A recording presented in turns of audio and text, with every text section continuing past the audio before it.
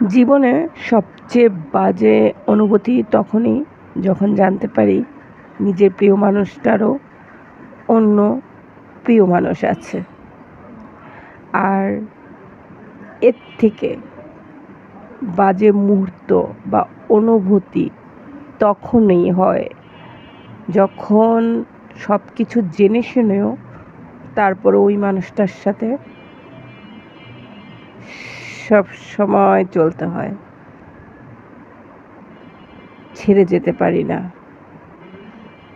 মানুষের জীবনটাই রহস্যময়, তাই না? আমরা অনেক কিছুই পারি না, আমাদের যাদের মনুষ্যত্ব আছে আমরা অনেক কিছুই করতে পারি না, কিন্তু ওরা ঠিক পারে। ওরা নিমিষেই মানুষের ফিলিংস নিয়ে খেলতে পারে। এটাই বাস্তবতা।